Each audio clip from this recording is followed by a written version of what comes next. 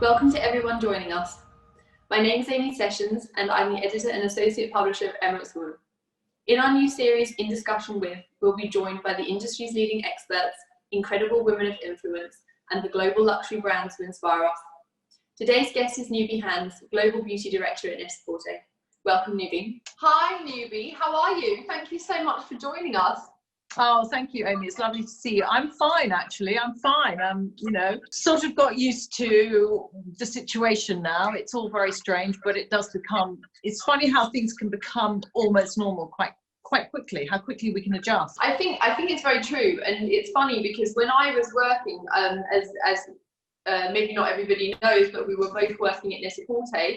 It's funny because what I did one year remotely working, and it was a while ago now, but it was very strange in that first time when I moved from the London office to Dubai, getting used to working with different time zones, calling people, and you kind of remember that working situation and apply it now. But it's from our side in publishing, it's forced us to do things in a slightly different way. And in the last couple of issues that we've done, and as you know, you were in the last issue, we've managed to do the entire thing without printing anything, which we didn't do before because we were so used to doing it. So you had an amazing interview in The Beauty Guru in the last issue. Thank you. I've been dying to interview you for about 15 years. So I'm thrilled. And I was talking all the time about you to the team, and for me, for a very, very long time, you've really been the leading light in beauty. And as someone that I look up to as somebody not necessarily advocating so much for the makeup side of it, but more the skincare, the health, and all the wellness things that go with it.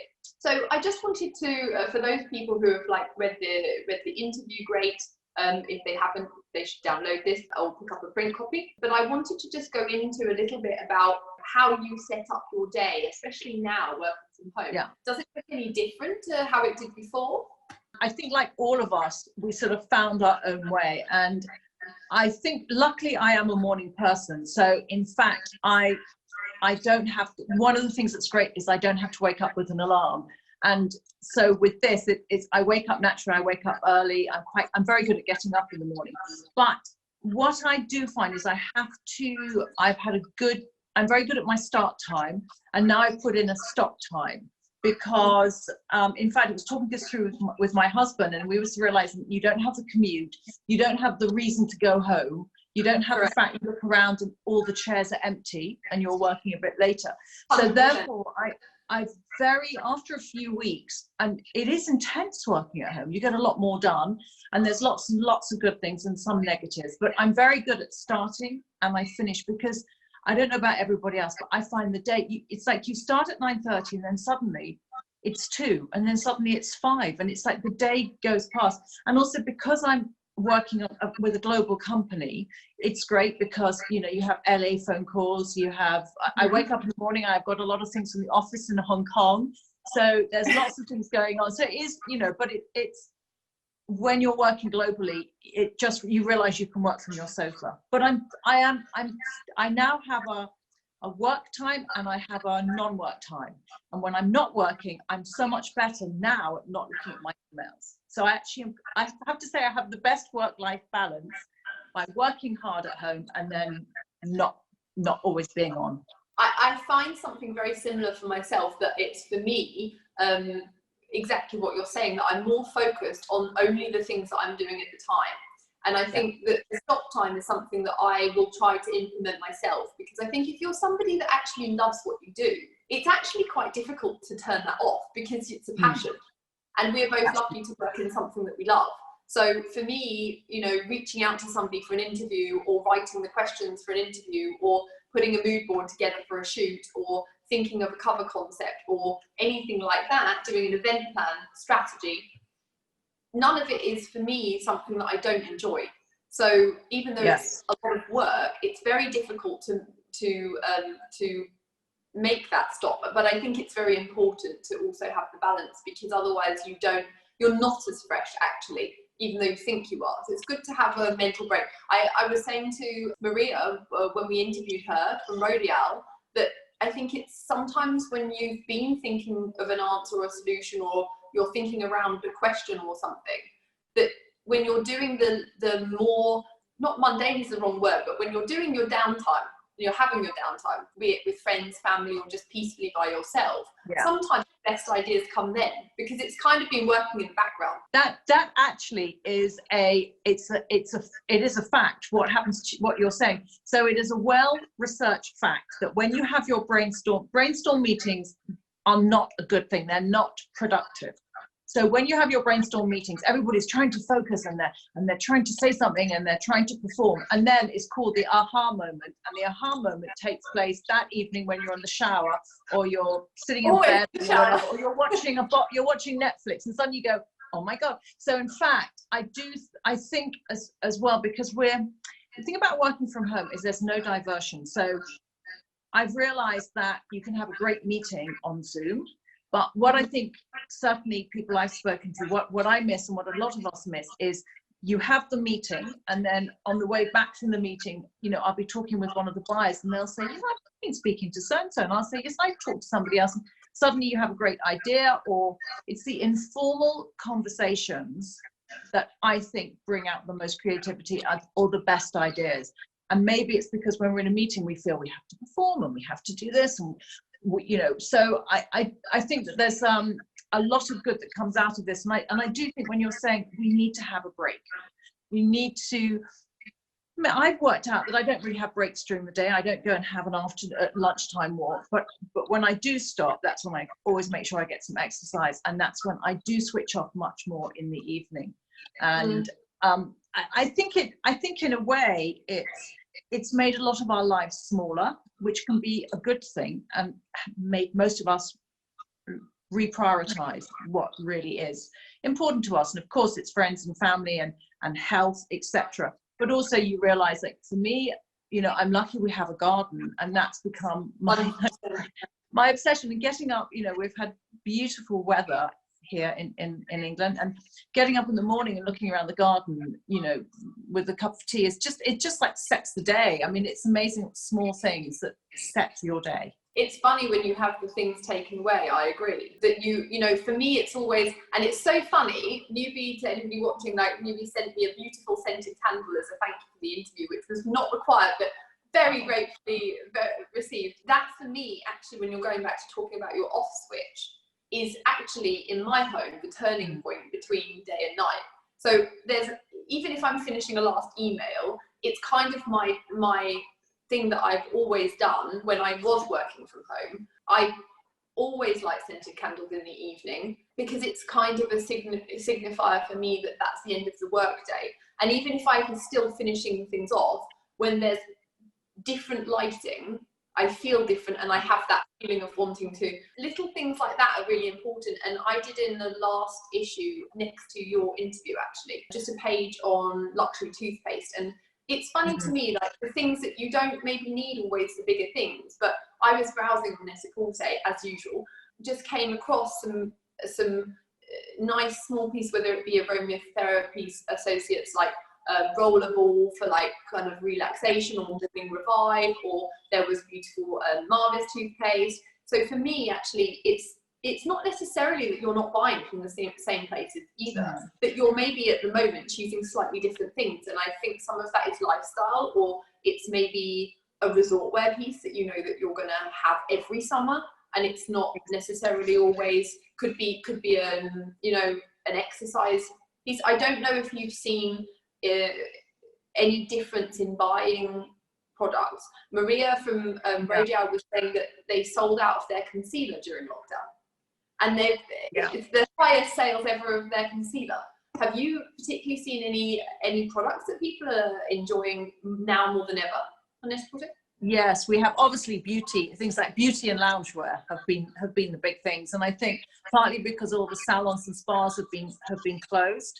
So we have seen a lot of the wellness, a lot of things that you would add to your bath, a lot of body products, a lot of masks, things that we can enjoy doing, and they've done incredibly well. I just think it's been, one of the good things. It's been a really big moment for beauty, and people have just really enjoyed it. I think this thing of beauty being vanity has moved on so far. It was a long time ago, and it's actually something, that I'm sure most of us during lockdown, okay, we've had many days maybe where we've had our hair tied back and no makeup, and then you've had those days where you just think, I just want to put my makeup on. I mean, I just want to, I find that I wear perfume every day, and I was talking to our fashion director, and she's been wearing shoes, like she wears her heels, like her beautiful new season heels, and so that's her thing. And for me, I realized it's perfume, and it's just, I think maybe that pleasure of just kicking back completely goes quite soon. And also, again, when we were talking earlier about working from home, I don't mean you have to dress up for working from home, but I definitely feel that there's a difference between every day and your workout clothes, you know, and I actually quite like, we have to make points of difference, because there are no points of difference unless we make them now. So I definitely think, and I love the idea when you light your candle, and again, it's these very simple things that give us a focus of moving forward. I hope we don't forget this. I think hopefully we will have these, you know, how we want, I think in a way it's how we want to spend our time. I agree with you, and I think it's quite funny, because by no means has this really come from anything other than me feeling this way, but I tend to still always, for meetings, want to wear a blazer or something like this that makes me feel in that, because I've always seen it as a kind of professional respect for the other person, less for myself actually. But I feel in work mode, and I think that I personally don't perform as well if I'm feeling very comfortable all the time, and you know, I'm not going to wear sweatpants to a meeting. I just don't feel that way. So it's just, I think it's whatever works for anybody, but for me particularly, I've probably eased up in a way, but I also still, I like that kind of feeling of getting dressed up and going to work. And so I've kept habits like going out, and when we've been allowed to, going to get my coffee and bringing it back and sitting down at the desk, and you know, we have our morning meetings and things like that. So I think it sets the day. But definitely I've enjoyed the days when we're not having meetings, kind of being at home, and I don't wear a lot anyway, but having no makeup on, or at least giving your skin a break and things, I think it's great. I wanted to talk to you about beauty tools. I asked you a question in your interview about beauty tools, and you know, whether you believe in them or not. And this year for me was really, as I've got a bit older, I never really looked at them before, and now I find them quite interesting. And so I think the first one that I bought was from Net-a-Porter, and it was basically, I actually don't know how you pronounce it. Is it called Hayu? Hayu, yes. It's the gua sha tools. The gua sha tools, yes. Exactly. So I bought this and I love it.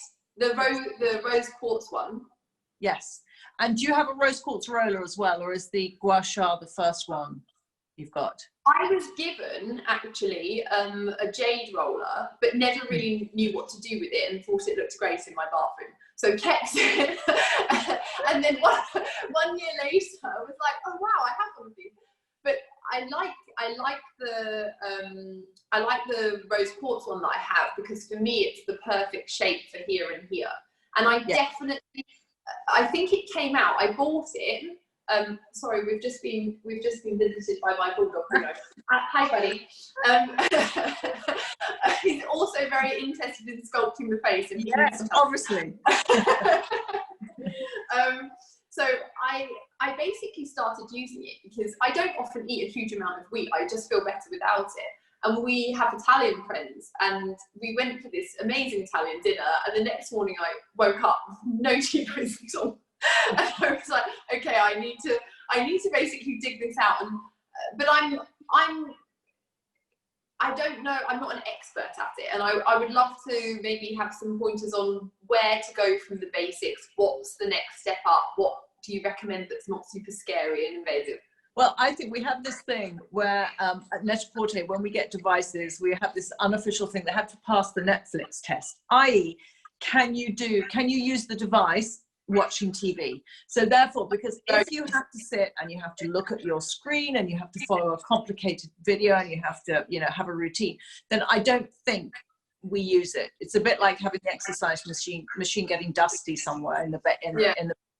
So we try and make everything as easy as possible. And I think that it depends what you want. I mean, certainly as a starting off, all those rollers are excellent. And the one thing I would say is that people go back and forth on Instagram, you know, that's not how you do it. You go one way. So you want to push up and out. So you're just thinking about, and you're saying it's very intuitive. You want to go along your cheekbone, you want to go, you know, along your jawline, and it can really help with puffiness. And then as you get older, the way they work is that they can move the lymph, which is just under the skin. So you don't want to go too hard. It's on the muscle and under the skin. And that's what causes the puffiness under the eye. And then as you're getting older, what they're doing is stimulating the blood circulation, and the circulation takes away all the toxins, all the stuff that the body has metabolized. And also it brings in fresh blood, oxygenated blood. So therefore you're going to have healthy skin cells. It's no different from massaging your face, you know, when you have a facial, etc. And then you have other ones, like we have the Joanna Check massager, and that actually is great. It lifts up your muscle. So that is a bit like having a facial. But I would definitely say I think also as well, the rollers and the gua sha can be very soothing. And if you keep them chilled, they can be great in the morning, often, or even if you're going out in the evening, you've been sitting, well, when we're going out in the evening, or even just now, you know, you're sitting, we're staring at our screens all day, we're really focused and intense, and just using them under the eye. The other thing you can do as well, I've got one here. So this is one from Angela Callier, and this is actually, it's a vibrating one as well. So you have the two things together. So first thing I say is always go up. Oh, it's so nice and cool, this, it's lovely.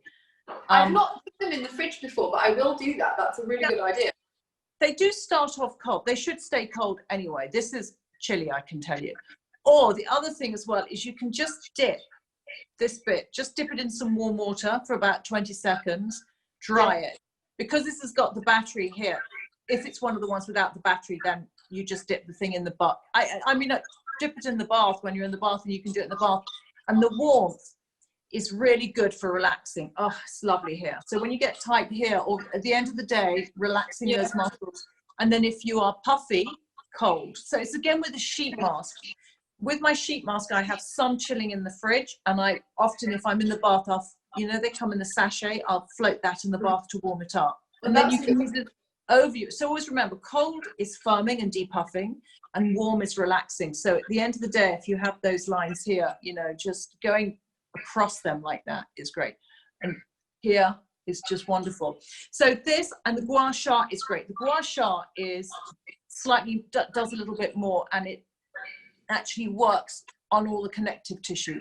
And it's really simple to use. I'm sure, you know, that it, again, all these things, they're just instinctive, that every woman, you know, we all start doing this. So it's everything going up and out. You all want them to go in the same direction. Wherever you want everything to be, you know, so we want, so wherever you want things to be, it's like anything. When you're putting on I always say to people, when you're putting on any face cream, anything, you know, just do it where you want it to be. There's no point pulling.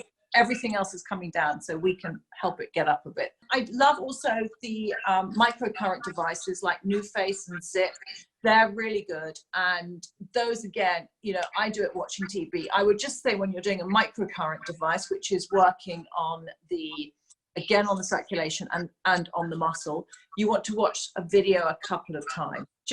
They all come out, just so you know what you're doing. But again, you know, women, I think we're pretty educated in these things. And also either keep it on your bedside table or keep it by your TV sofa side table.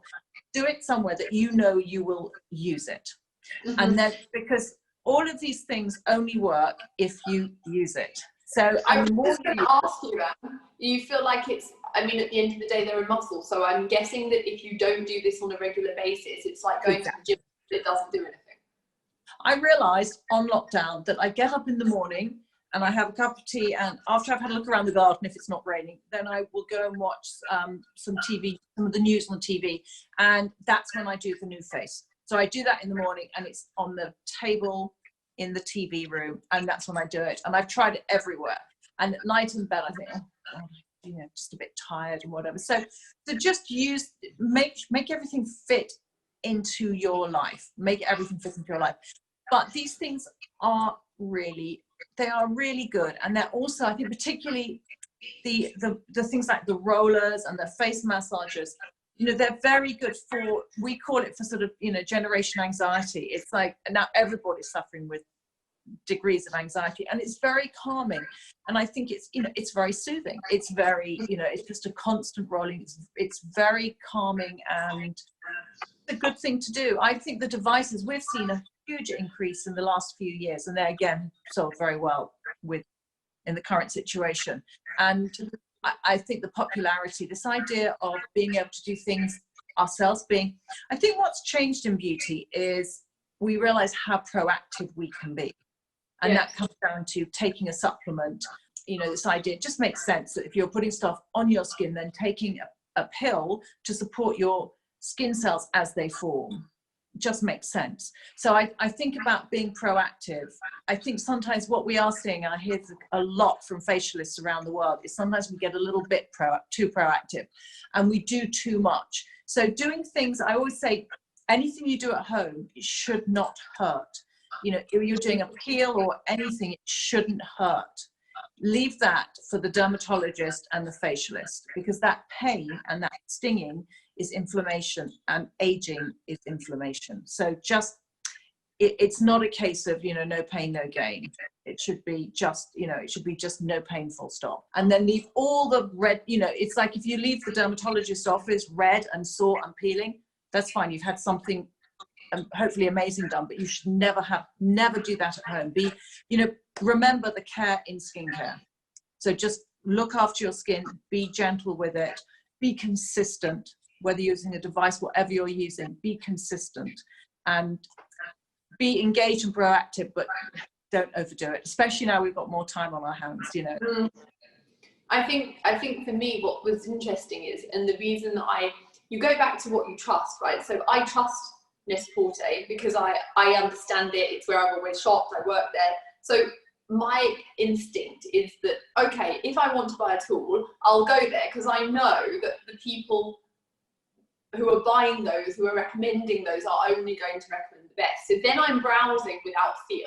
And I think what's been interesting for me is I've started with these tools, and I've maybe started, for example, when I was there, we were always lucky enough to, you know, have presentations sometimes by brands about what was happening each season. And one of the brands that I was lucky enough to meet there was, do you say 111 Skin? Is it? Yes. And I was in awe. I mean, to be honest, it was amazing. They let us try some products, and I've been a fan ever since. And I don't use all of them, but I do use some of what I think. And they were the first brand that I went back to when I was looking at a retinol.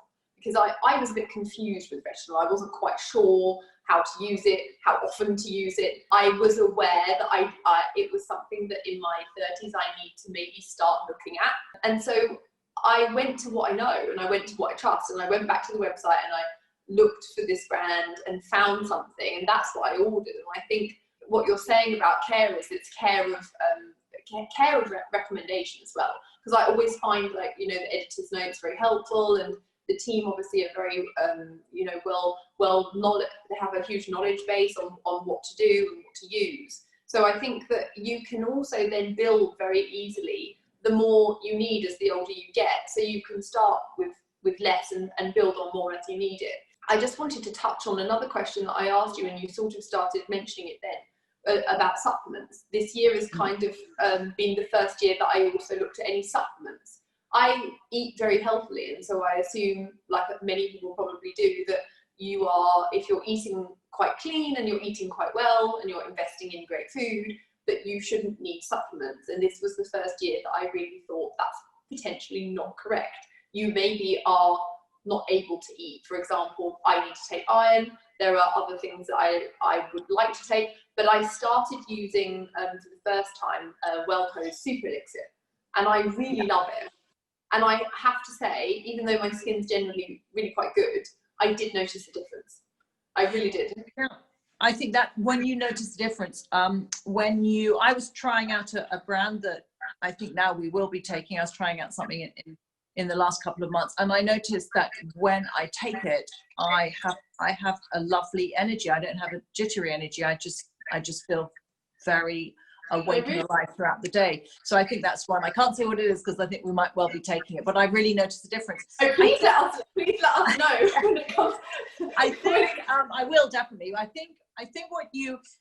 think this reliance on supplements is not such a good thing. And for me, my one rule is eat organic. So I think you're right. But I think supplementation can really help.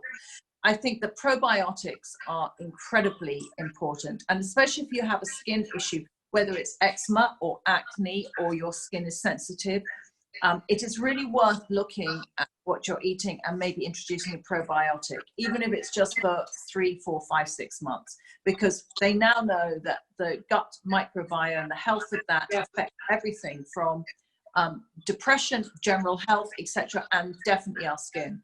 So that's important. Also, sleep is hugely important for our skin and our general health. And again, something that helps you sleep, adding magnesium, either take a magnesium supplement at night or adding magnesium, which is also Epsom salts, into your bath makes a big difference. It's incredibly relaxing and soothing. And then I also think in general, there are some, like vitamin D3 is very important. And the thing that got me onto that is every time I interviewed a dermatologist anywhere in the world, even in the sunniest places, it's the one supplement they all take, and they all take it all year round. Really? So, and can you buy D3 by itself? Vitamin D3, yes, and I found it very interesting that a dermatologist in LA will be taking it all year round, just to make sure you've got the right levels. And then also I think antioxidants. I mean, no matter how well we live and how we try and control stress and we do yoga and we try and spend some time in nature, I do think that taking good antioxidants, but also the other thing as well is to chop and change it. So apart from maybe vitamin D3 and magnesium, I mean, there's ways of also, if you can't sleep, just relying on magnesium is a good thing in the short term, but you want to also look at why you can't sleep as well.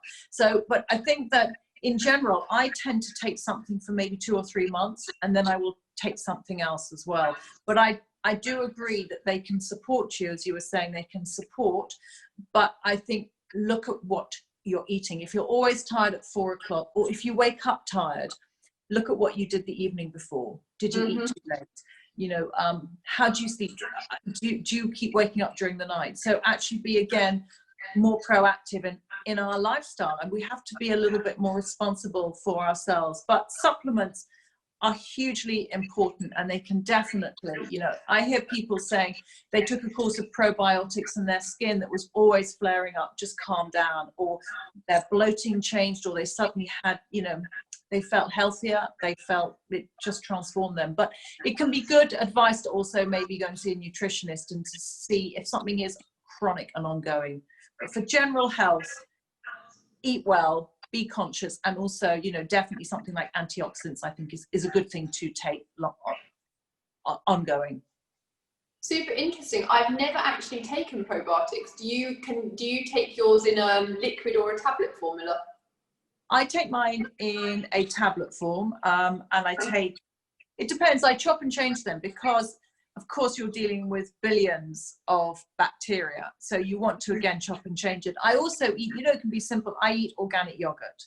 You can have things like sauerkraut, fermented food, sourdough bread is good as well. I mean, cheese, anything that's fermented it's having also a varied diet. That's one thing. I have a good diet, but it can be repetitive. I'm a real creature of habit. Me too. It's trying not to have that avocado every single day. Maybe have a different, vegetable or salad. But it's having that variation. But if you do have digestive issues, then a probiotic can really, really help. And I found that when I first did a course of probiotics over 3 months, it sort of almost reset everything. And now if I'm stressed, or if I've been traveling, or if I'm going to travel, I often will do a month's course of it. It just keeps everything healthy and in good condition, basically. Keeps my stomach good.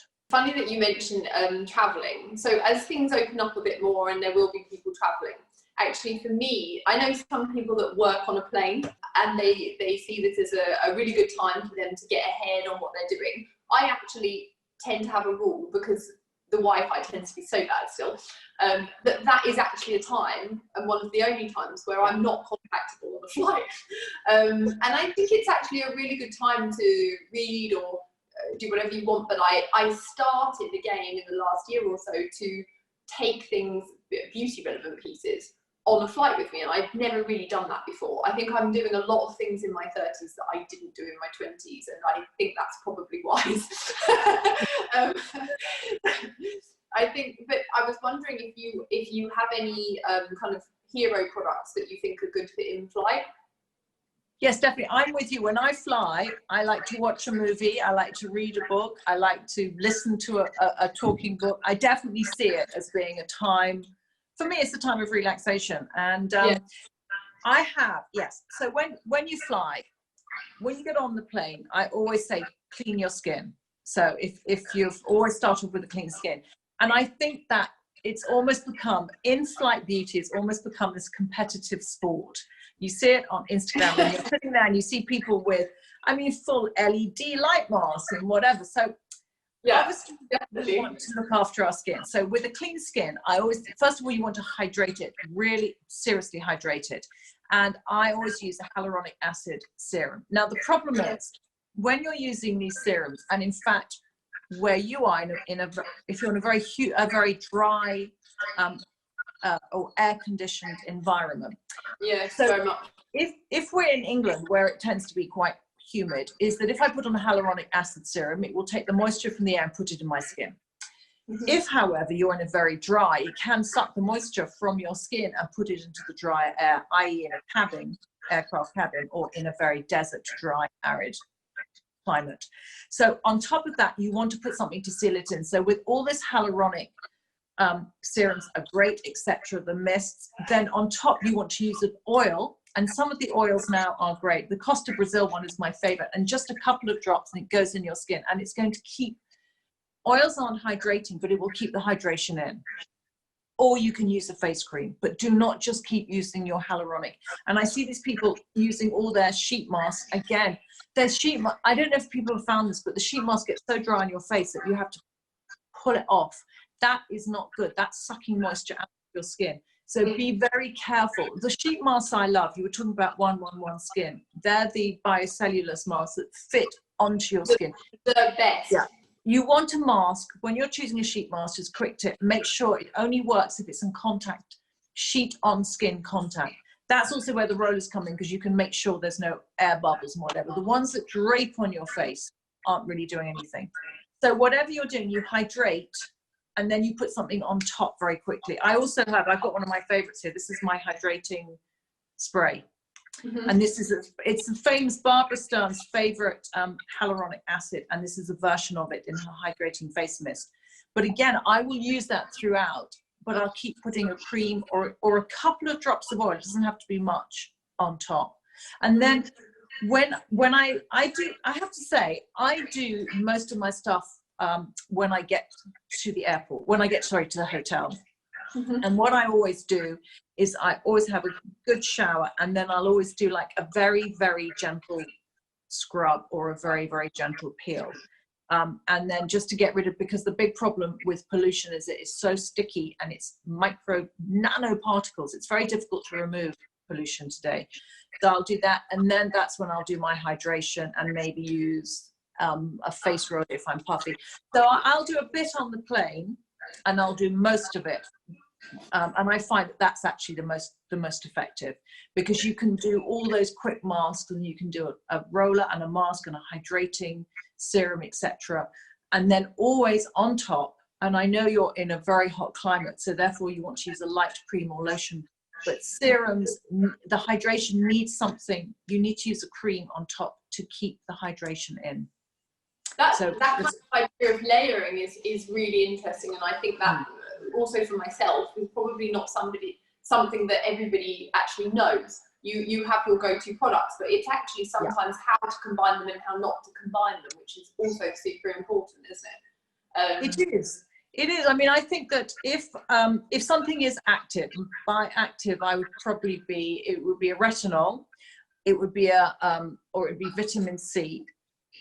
and in a way I would call a peel, you know, something that is doing a very definite job. Also a peel, something that you wouldn't want to mix with something else. So you wouldn't want to use, you know, you wouldn't mix those in with anything else. But if it's hydrating or anti-aging or any of those things, I find in general, you can mix them, and certainly adding, or just layer it on, just layer it up. But definitely, I think the one thing I absolutely think everybody really needs is a hyaluronic acid serum. It's hydrating. Don't worry about the acid bit. It's hyaluronic acid is found in every cell in the skin, and it's a super hydrator. And everybody needs hydration, which is water, not oil. So everybody, particularly people with breakout skin or a problem skin, often need a lot of hydration. So every skin, men, women, every age, benefits from more hydration. And that you can layer in. I even will put a drop in my foundation. And also at the end of the day, when you've been in office with aircon, I often put a tiny bit of hydrating serum in my hands. So spread it over and then just press it into my makeup, and that actually refreshes your makeup rather than always reapplying your makeup. And especially if you don't wear much makeup, it gives you that really good dewy skin. It's a really easy, quick thing to do. I will ask for everybody watching for you to, and we'll add also from your recommendations in the print issue, some of the pieces that you can buy on Export as well, because I think it's really important that people are able to just have a go-to to start them off, you know. For me, there's just so much product on the market that you really need someone to steer you in the right direction. My final kind of discussion topic really would be, as you rightly said, it's super warm here. Like now it's into the 40s. There might be people that are having staycations here. Might be people watching who are traveling. Definitely we have readers all over the world. So it's interesting to me to talk about sun protection, because I have to be very honest that when I was younger, I was one of those people who goes brown overnight in the sun and doesn't really burn, and took it a little bit for granted. I was never silly. My parents were very good about putting sunscreen on, but I definitely think that now I'm much more aware. And I just thought it would be interesting to see, you know, is it something that you use even if it's not sunny, or you know, because I know some people even in London or in Europe are using this on a daily basis. Is it what do you recommend if people are going to the beach? Do they need something different for their face and body? I think definitely if you are in the sun, you need good sun protection, factor 30 or factor 50. There's not a huge difference in the percentage of protection you get between 30 and 50. But certainly if you're somewhere very hot, very strong sun, I would go for 50. My other tip is if you're going to the beach, and I got this from an amazing dermatologist, is you put your sun products on naked in your bathroom. So you don't ever get those seams along your bikini, and it's like a seam of sunburn. So you put it on and you let it dry, and so you are covered, because walking from the car to the beach, everywhere you get in the sun, in that strong sun. So, and then by the time you've put your beach bag down and you've got your sun lounger and you've ordered your drink, you know, you've already been in the sun for 10 minutes, and for many that's enough to start burning. So put it on, reapply it. And the other thing is also, it's not just the UV that damages, it's the heat. So every half an hour you go in the shade, you go for a swim, you cool your skin down at the end of the day. Throughout the day, every half an hour, and then every couple of hours you reapply. And also, can I just tell everybody, if you have burned, sun protection will not stop you burning more. You have burnt, you stay out of the sun, you keep that burn covered up, but you shouldn't burn. Products today are very good. The other thing as well is top your skin up with antioxidants. So there is the dermatologists and the scientists tell me there is no 100% sunblock. So therefore you top it up with antioxidants, and they're found in studies that if you regularly use antioxidants, I have to say, my favorite is the Estee Lauder Advanced Night Repair. Just a fantastic product, anti-inflammatory, and I've used, that's probably I've grown up with that. So me too. It was actually the first beauty cupboard piece that I ever had, and I have to say I used it. I still have it in my bathroom. I don't use it all the time because I'm testing sometimes other things. But it is something that I rely on. And if I ever see a line appearing, it's the first thing that goes on. See, that's a good in-flight one, because it's hyaluronic acid, it's anti-inflammatories, which will take down the inflammation, antioxidant that will fight free radicals. So it's basically, those are the things you need. So I always, if they've found out that their studies show that if you're using antioxidant skincare every day, then you can build up protection within your skin of up to around about maybe just under an SPF 10. But what it is you have this army ready to defend your skin. So it's definitely good to use that morning and night. Use the antioxidants morning and night as well. And for every day, I have to say that I don't always do as I say. So, but the one, I don't wear sun protection every day, and I should do, because the UVA, which causes the aging, is as strong on a cloudy, overcast day in December as it is on a sunny day in July. So UVB that burns is the one that we feel the heat, or we have an overcast day, but UVA is there the whole time. But the one thing I've had for years, and I'm actually glad I did it, because I think it's, anecdotally I've been told it also helps with pollution, is I very rarely have a bare skin, and it's not vanity. Even at the weekend, I like to use a tinted moisturizer. I always like this idea of having a barrier between myself and the pollution, the dirt of the city, you know. So that it doesn't have to be a full-on makeup. And they have actually found studies that show, there was one a few years ago that shows that women who do wear makeup every day have a better skin. It could be because they're also maybe using more skincare, I don't know. But there isn't, you know, the pigments sitting on your skin, the pigments of color, means that the tiny particles, nanoparticles of pollution, are also sticking on that as opposed to onto your skin. But SPF, and when you're using every day, I think that there is no excuse. And in fact, I now do use them every day, because the products are so good that you put them on and they're incredible skincare. And sometimes one of my favorites is Barbara Sturm. Dr. Barbara Sturm does sun drops, and you can use them neat. It's almost like a serum. It's like a dropper serum. And use them neat, and it's SPF 50, mix it into a serum, mix it into your foundation, it's about an SPF 30. And that, to me, that makes my life easy, you know. And so that, to me, is great. There's a lot of products now which are like daily skincare. I'm not a big fan of a moisturizer with an SPF in it, but I do think nowadays you can buy SPFs that are like beautiful skincare. And so there is no excuse, and there is no argument against it. If you want to have a good skin, and then top it up with the antioxidants, if you have sun protection and antioxidants, then you're doing an awful lot for your skincare. You're doing that for protection.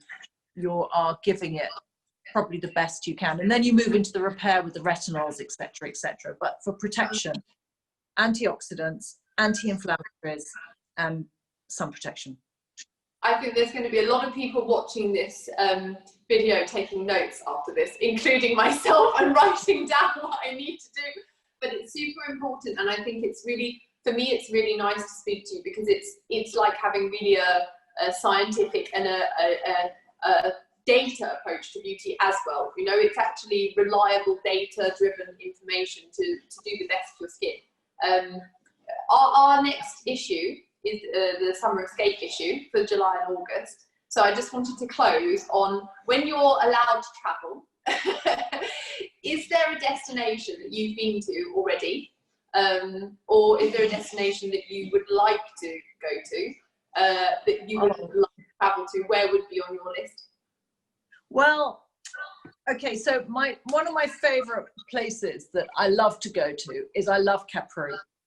I love it. I love islands, and I always think there's something, I love the weather, I love the food, I love the whole way of getting to an island, because you just feel, you know, you fly and then you have to get on a boat, and there's something very special, and there's something I always find a bit more relaxed about an island.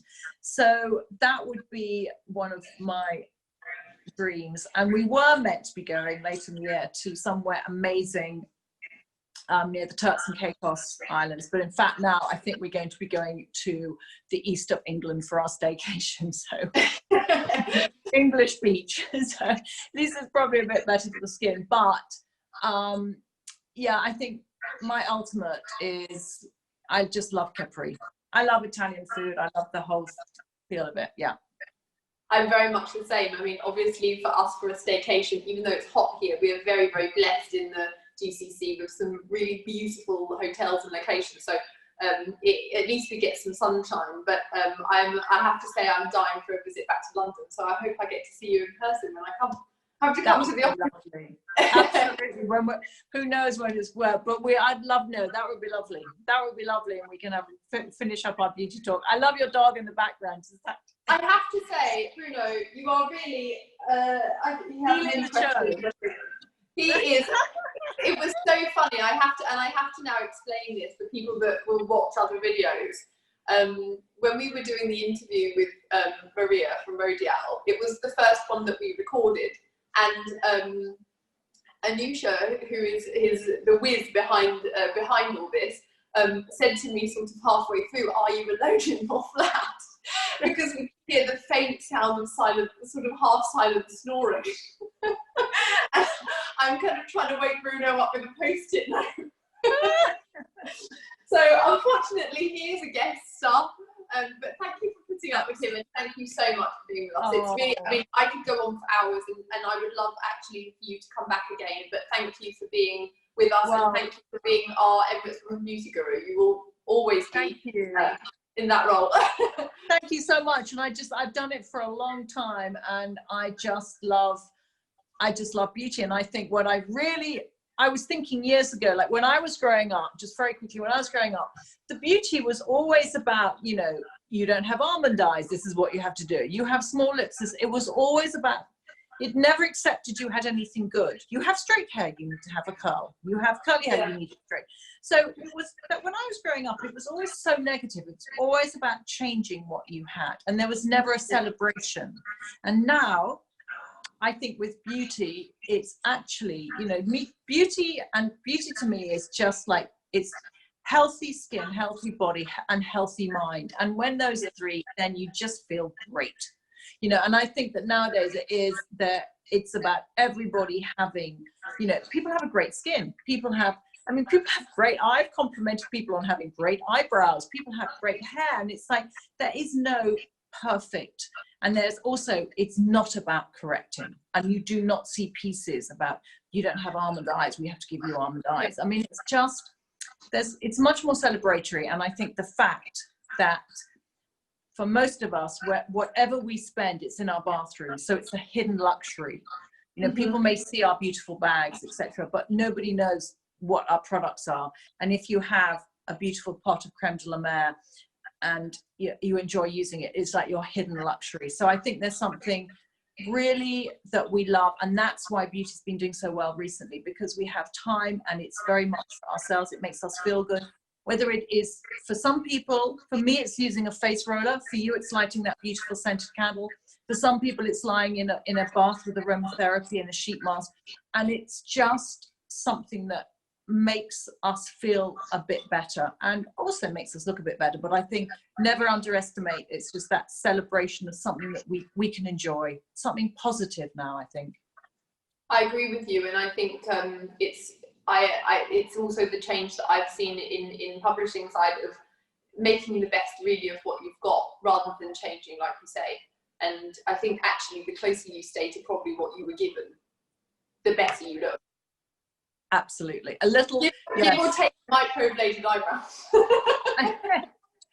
I said, give or take a microbladed eyebrow. Sometimes we're not given much. I know those eyebrows look good. I mean, I find it amazing that brows and lashes can just become such a huge industry on their own. I mean, just like, you know, it's fun, you know, there's a real relaxation, fun, and, you know, I think it's so much more positive now. There's areas we can make it even more positive, but I think it is that thing of just, you know, enjoying it and enhancing, and not, you know. One of the doctors I know very well, he always said to me that when you start changing your face, he said apparently the eye sees a change of 1 millimeter and over. So if you're going to have your lips enhanced or your face changed dramatically, we may not know what we're seeing, but we know there's a difference as well. So just bear in mind that a little bit can just improve, but if it's a big change, it's too much. People may not say anything, but it's very obvious, you know. It's not always for the best. Thank you so much for such an intelligent approach to beauty. We are thrilled to have you. Thank you for your time. Thank you. Lovely to see you. Thank you very much. Thank you. Bye-bye.